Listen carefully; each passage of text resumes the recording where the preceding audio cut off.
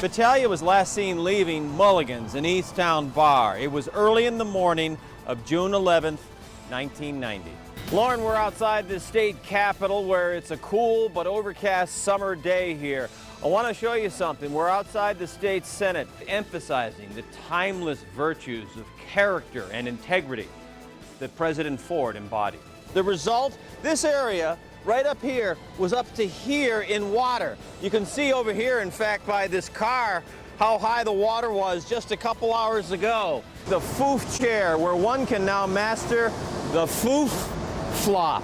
Now, the forecast is it will rise 3 more feet. If it does, that means water would be right up to this mark. And as tragic as the day was, of course, with the death of Officer Slott, it really is amazing that more people were not hurt or killed in this 20-minute chase. Live in Marne, Lee, luckily the injuries were limited to the 2 drivers and were not severe. The bus was taking special education preschoolers to Georgetown Elementary School. The crash occurred at 28th and Baldwin. They're getting really hot in there. They started an IV and now they're trying to get him out. Nurse Valerie Daly ran from her nearby home to help the man inside the Toyota Tundra. Well, I got behind him to stabilize his neck until the paramedics could arrive. The pickup collided with a Hudsonville school bus carrying 6 young children. She said, "We got into an accident and I'm so glad we're not dead." And I'm like, well, I'm really glad you're not dead too. None of the children were hurt. One of them, Catherine Hill, enjoyed playing with our microphone. What's it for? A witness said the bus driver was headed west on Baldwin and went through a red light.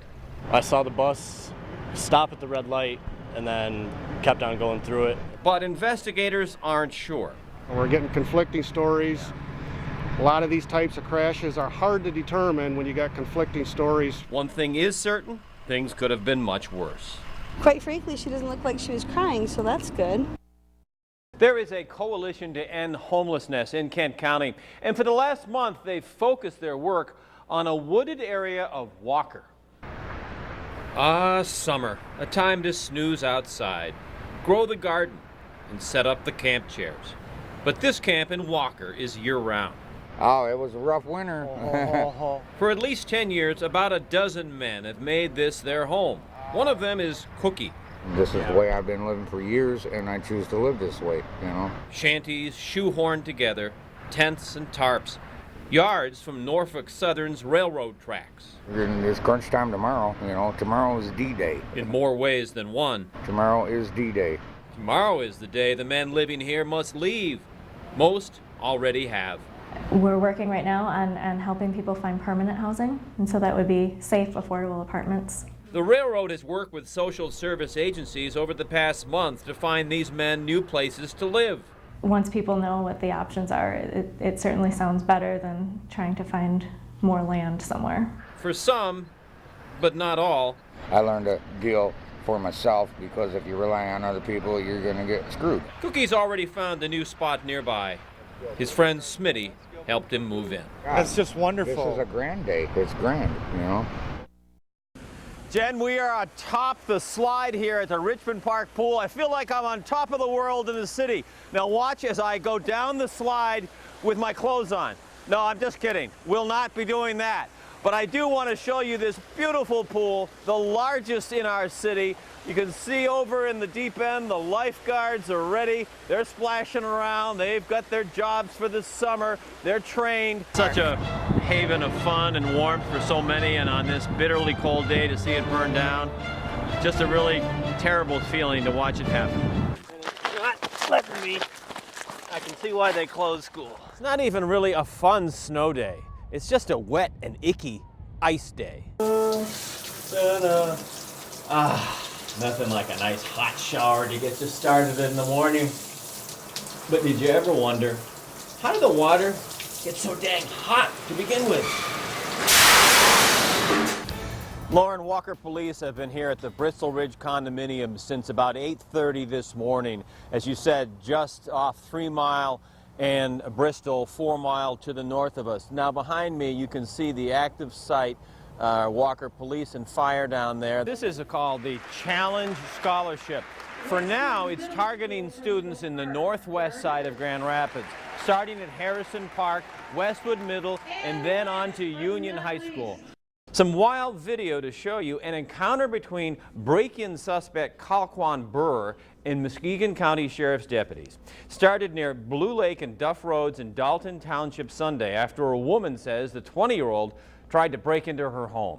When deputies arrived, Burr was carrying a 5-foot-long steel pipe and bang, runs right at the cruiser, jumping in the windshield, cracking it.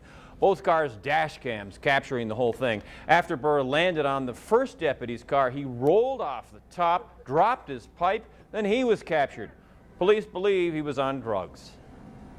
Burr's been charged with a number of crimes. He wasn't hurt. Teenager is charged with murder and assault for an Allegan County attack. A judge Thursday formally charged 15-year-old Josh Kaiser for the death of his cousin Cassandra. Teen is also charged with assaulting Sharon Kaiser, his grandmother. Happened Wednesday afternoon at the grandmother's Wayland Township home. Police say when they got there, they found the boy on the roof, covered in blood. They say he tried to run for it, but police tased and arrested him. During the interview, he admitted to... He could do that. Teen's next court appearance scheduled for July 16th. Former Bella Vista Church teaching pastor Jeremy Grinnell will serve 5 years probation for watching his assistant have sex with her boyfriend. The 41-year-old former pastor and assistant professor says he went to her home to perform a prayer walk. He thought it might help her avoid foreclosure. He said he didn't intend to climb a ladder and look in her bedroom window. Her boyfriend says the pastor refuses to take responsibility for his sins. He's a stalker. He was there stalking her. If he violates his probation, Grinnell could go to prison for 2 years. Around Muskegon, people are talking about freedom. Not because it's almost the 4th of July. This freedom, the name of a super yacht anchored on Muskegon Lake. It's 230 feet long. It pulled in Thursday. The luxury yacht is anchored in the middle of the lake near the Muskegon Yacht Club and the Muskegon Lake Channel. Freedom is bigger than the 192-foot Lake Express ferry. Believed to be traveling north from Chicago, earlier this week the ship was anchored off Saugatuck. It's impressive even from shore. Well, I can't say, I've never seen one. Now, the company that owns the ship says Freedom is available for charter. We're not sure who is on board, but we wonder, could Oprah maybe be touring West Michigan? Just guessing. Coming up, how you can help decide a new flavor of soda. And what's got these kids decked out in their superhero capes? We begin with WZZM 13's Peter Ross with more on what the workers think about this. Juliet, Alpine is lined with businesses that start their workers at $7.40 an hour. Some make more. Soon, all will. Alpine Avenue and the people who work there are getting a raise. Nice. The increase is definitely a good thing. For Kyle Eggleston. They raised minimum wage to help us majorly. And for Shirley Washington on the left and Sonora Nelson, who take the bus to their jobs at KFC. It's really hard to maintain, like you may run out of tissue, you may run out of soap within those days of not work, not having money. Nelson and Washington are mothers and grandmothers.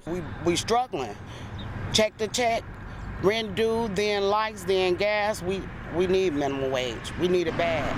Michigan's minimum wage will start going up in September, a 75-cent increase to $8.15 an hour. If people have money they can spend, and if they got money to spend, then it helps other businesses. Down the road 4 years, Michigan's minimum wage will grow in steps to $9.25 an hour. As a person who's out here just dancing around and working in just a minimum wage job, it's nice to know that the increase will make it a little bit easier for living. A little easier, yes, but Alpine Avenue won't become Easy Street.